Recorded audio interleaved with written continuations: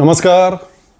या देशातील अनेक बावळट लोक आपल्याला महान समजतात, म्हणजे आपण खरंच महान आहोत असं बहुधा केंद्रीय गृहमंत्री अमित शाह यांनाही वाटू लागले।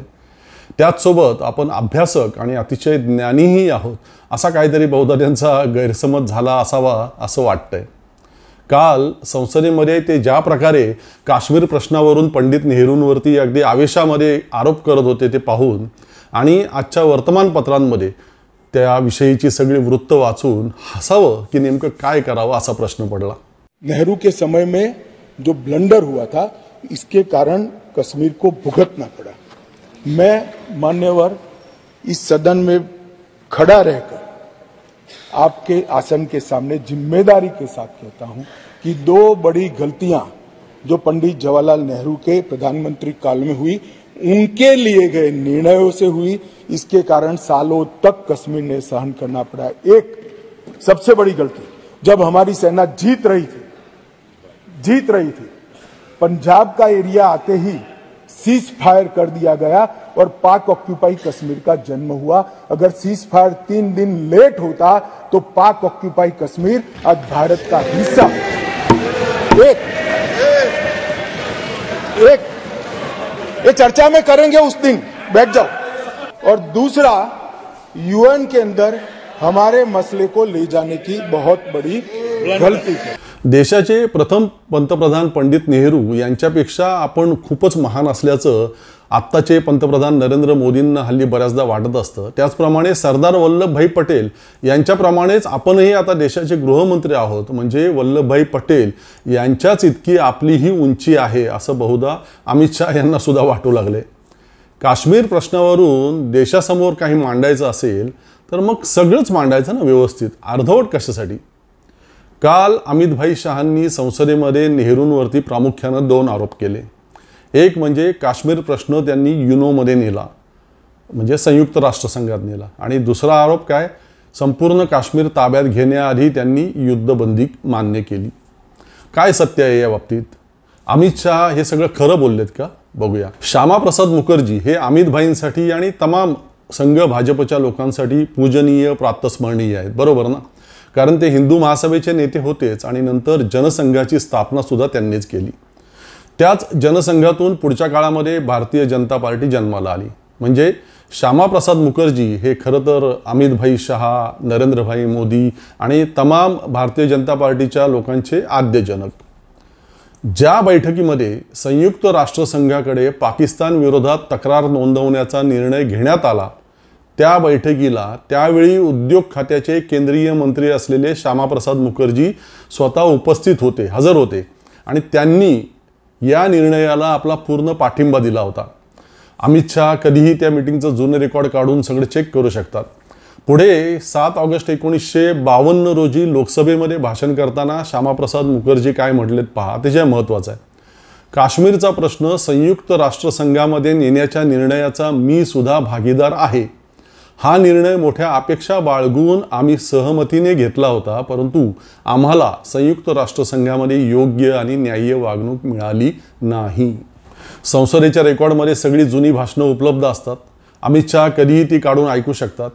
त्यांनी खरं म्हणजे ती आधीच ऐकली असती तर काश्मीरचा प्रश्न संयुक्त राष्ट्रसंघात नेण्याच्या निर्णयामध्ये आपले श्रद्धेय श्यामाप्रसाद मुखर्जी सुद्धा सहभागी होते हे लपवून मग बाकीचं अर्धवट काहीतरी सांगून उघडं पडण्याची वेळ आज त्यांच्यावर आली नसती।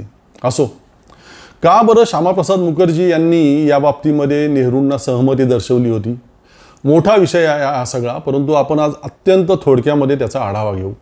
पहिली गोष्ट, अमित शहांना समजून घ्यायची नसेल तरी आपण सगळ्या सुजान लोकांनी ही समजून घ्यायला हवी की मुळात पाक व्याप्त काश्मीर किंवा युनोमध्ये हा प्रश्न नेणं वगैरे सगळा नंतरचा भाग झाला। आधी फाळणीच्या वेळी सीमेलगतचे मुस्लिम बहुल सगळे प्रदेश पाकिस्तानामध्ये जाणार आणि हिंदू बहुल जेवढे भाग असतील तेवढे भारतामध्ये राहणार किंवा भारतात येणार असं स्पष्टपणे ठरलं होतं। सगळं अगदी लेखी स्वरूपामध्ये करार होते ते। त्या न्यायानं काश्मीर खोरं पाकिस्तानात जाणार हे अगदी स्पष्ट होतं। आणि इथे अतिशय महत्त्वाची ही बाब म्हणजे खुद्द सरदार पटेल यांनाही तसंच वाटत होतं, त्यांचंही तेच मत होतं। फक्त पंडित नेहरू हे एकमेव असे नेते होते की काहीही करून केवळ जम्मूच नव्हे तर काश्मीर खोरं सुद्धा भारताकडेच राहायला हवं असं त्यांना वाटत होतं। आणि त्याची अनेक महत्त्वाची कारणं होती।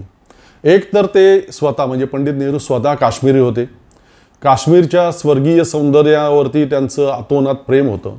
आणि या सगळ्याहूनही अतिशय महत्त्वाचं पुढचं कारण म्हणजे काश्मीर संस्थांचं महत्त्वपूर्ण असं भौगोलिक स्थान.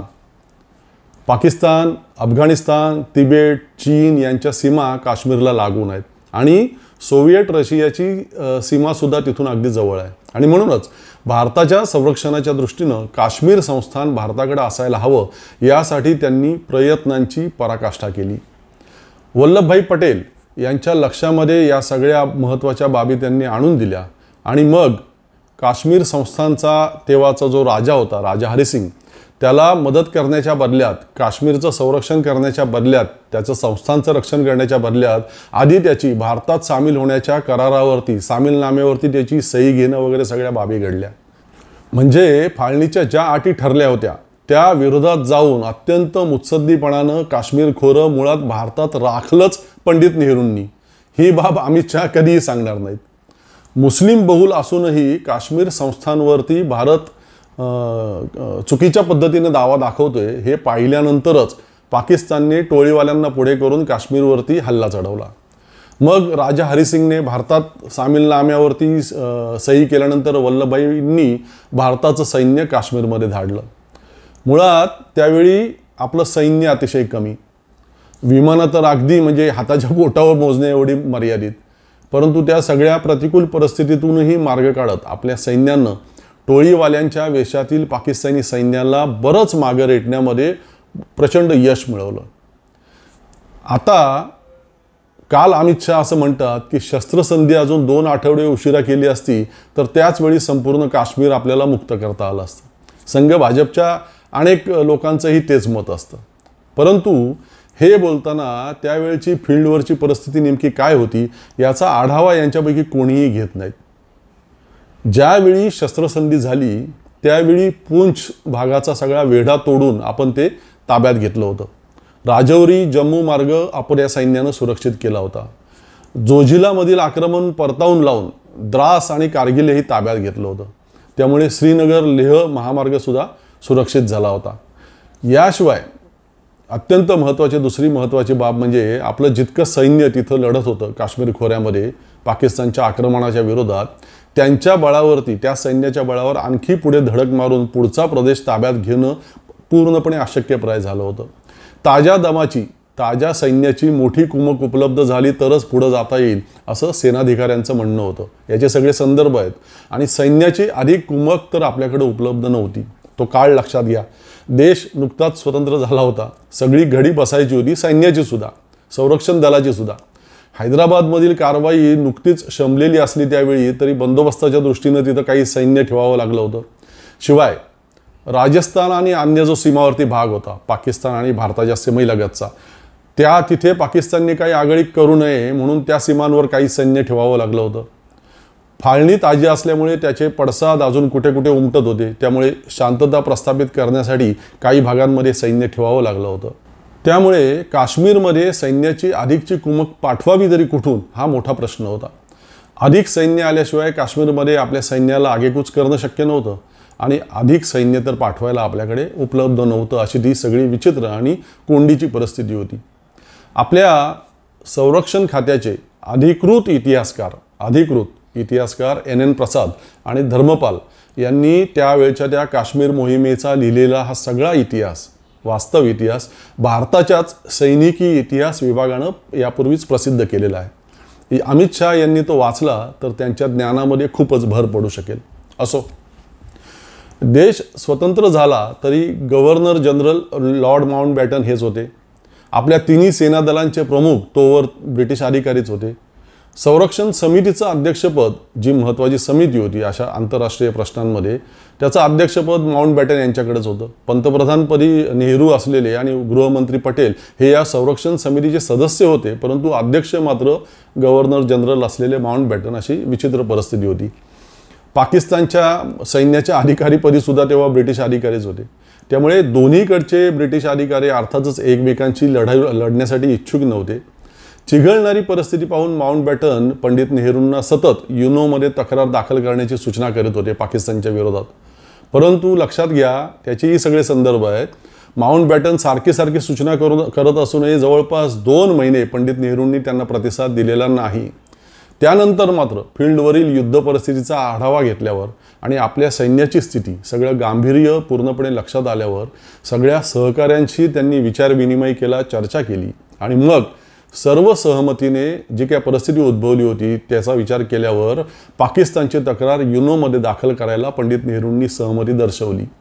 तिथे ब्रिटन आणि अमेरिका, त्यातही विशेषतः ब्रिटनने भारताची बाजू न्याय्य असून ती घेण्याऐवजी पाकिस्तानची बाजू घेतली. हे सगळं धक्कादायक आणि सगळ्यांनाच अनपेक्षित होतं जे नंतर घडलं.